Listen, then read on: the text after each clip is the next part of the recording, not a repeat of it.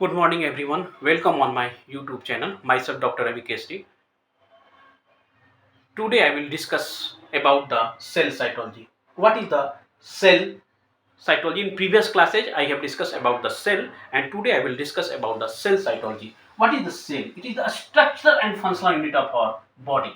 A structural and functional unit of body, and it is bounded by the cell membrane. यानी हमारा whole body जो है वह क्या से बना हुआ है? सेल से बना हुआ है. इसलिए it is called the unit, the functional unit.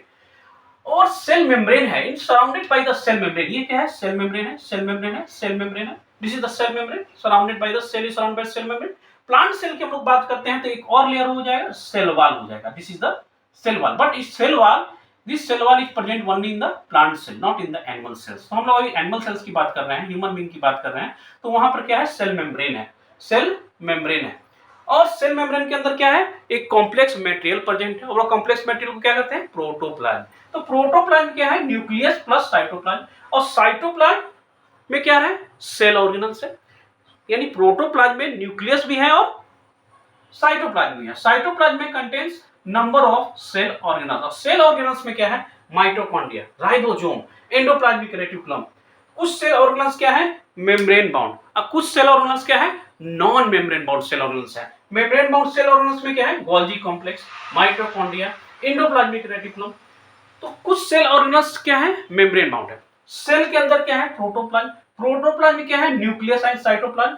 और साइटोप्लाज्म के अंदर क्या है? बहुत सारे cell organelles are present in the cytoplasm, just like the mitochondria, the ribosome, the endoplasmic reticulum, microtubule, microfilaments, the lysosome and endoplasmic reticulum. Endoplasmic reticulum कुछ है rough, यानी endoplasmic reticulum है, उसके ऊपर क्या है? Mitochondria. Mitochondria are present just like this.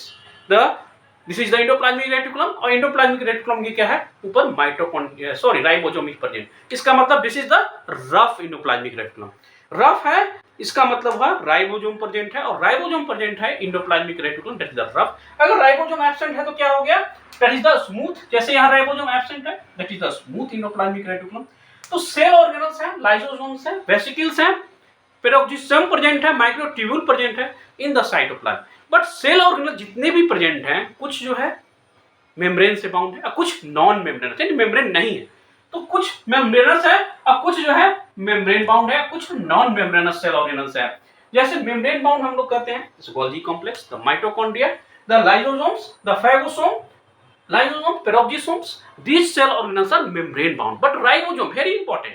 The non-membranous cell organelle अगर पूछा जाए तो ribosome. The answer is ribosome. The microfilament, the microtubules and intermediate filament. Intermediate मतलब microtubule और microfilament के बीच का, जिसका thickness हो in between the microtubule and microfilament. That is the intermediate filaments. अब जो cell organelles हैं, different cell organelles के क्या है? Different function है. Just like the ribosome. तो राइबोसोम क्या करता है? Protein synthesis. माइटोकॉन्ड्रिया क्या करता है? ATP production. It is also called the power house of the cell, यानी एटीपी का प्रोडक्शन करता है, एडिनोसिन ट्राइफॉस्फेट, एटीपी का production, and it is also called the power house of the cell. Endoplasmic reticulum दो तरह के हैं, एक है रफ, एक है स्मूथ. एक में राइबोसोम प्रेजेंट है, दूसरे में राइबोसोम नहीं है. तो राइबोसोम रफ है, helps in protein synthesis because here the ribosome is present. और ribosome भी क्या करता है? प्रोटीन सिंथेसिस में हेल्प करता है. So endoplasmic reticulum helps in protein synthesis. A smooth endoplasmic reticulum, it helps in the lipid production. Golgi complex क्या है? It helps in the sorting, packaging and secretion of the protein. Golgi complex, it helps in the sorting, packaging and secretion of the protein. That is the cell cytology. तो हम लोग discuss किए कि cell क्या है. Cell is the functional unit of the cell. Cell के अंदर protoplasm में कॉम्प्लेक्स मटेरियल प्रेजेंट है, that is the protoplasm. Protoplasm कैसे बनता है? दो चीज से बनता है, एक न्यूक्लियस से बनता है, दूसरा साइटोप्लाज्म से बनता है. साइटोप्लाज्म में क्या है? सेल ऑर्गेनल्स नहीं है, no cell organelles are present in the cytoplasm. कुछ सेल ऑर्गेनल्स मेम्ब्रेन बाउंड है और कुछ नॉन मेम्ब्रेनस है. Non membranous very important is ribosome. अब सेल के अंदर क्या है? साइटोप्लाज्म है. सेल के अंदर क्या है? न्यूक्लियस है. Nucleus is surrounded by the nuclear membrane, nuclear pore and the nucleolus is also present inside the cell. और न्यूक्लियस को ओलस के अंदर क्या है? तो बहुत सारे क्रोमोसोमल मटेरियल है, क्रोमैटिन मटेरियल है, जो हम लोग पास में डिस्कस करेंगे. डीएनए मटेरियल है, वो सब सारे हैं.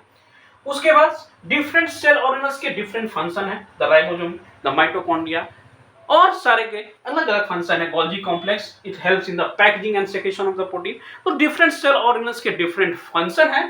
तो cell it's very important. In the next class, I will discuss about in detail the cell membrane. Thank you. Please share, subscribe and like my video.